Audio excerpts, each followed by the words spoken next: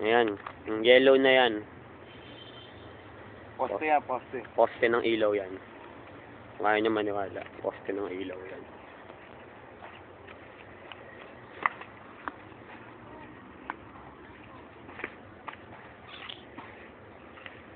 Hindi ko in-expect na mahawaan ko to.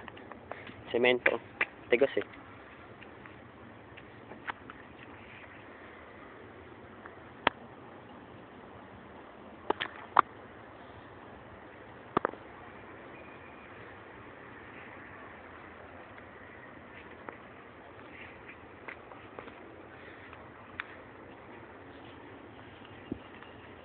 Ano po? Closer. Closer look. Closer look to the river. Look at that.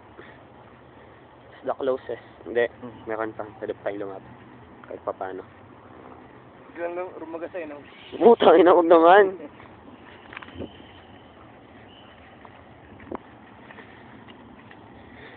Bango. Ito pa yung pinakamalapit na pwede namin punta sa ilog. Ayun. Yung dalawang yun, army yun.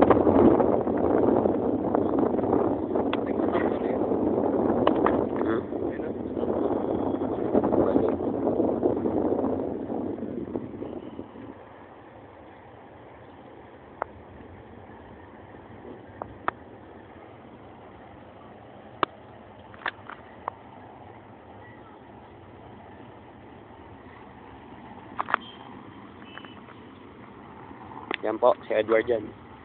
Kumukha ng picture. Okay, sobrang tahimik. Sobrang tahimik, di po karaniwan. Ngayon lang po nangyari ito sa Riverbanks. Nanahimik ang Riverbanks. Kasi maingay ito dati. Ayan. Wala nakikita semento, puro putik.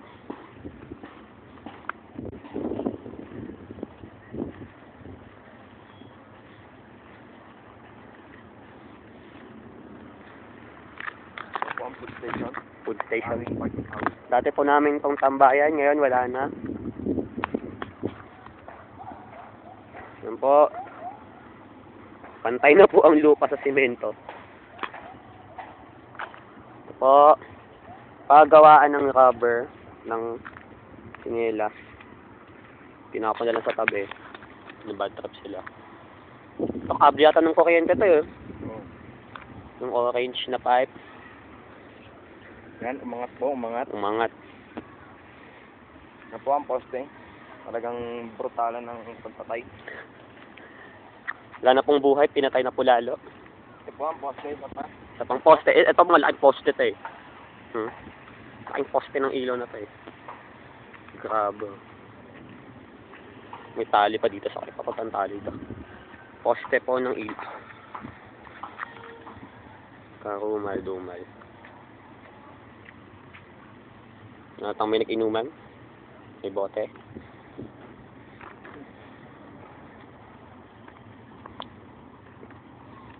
Ito pa mga kaibigan, tali. Tali po ito. Hinawakan ng mga survivors yan.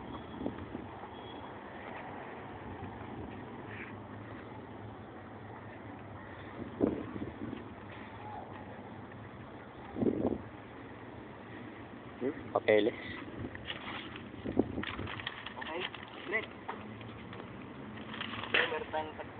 Meron tayong natagpuan na kayamanan. Mastercard. May laman pa kaya to? Ewan na. Wala. Hindi natin alam. Kunin na lang natin. Bilang remembrance.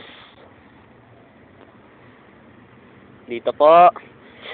Nakatakot ng lambot ng putek. Lambot po ang putek dito. Nakatakot. Tara, Edward. Ata tayo. Ayan po, may bangkay. May bangkay. Promise. Ngayon, saan tayo dadaan? Ayan, pukaputek. Ano? Pukaputek. Saan tayo dadaan? Saan tayo dadaan, Edward?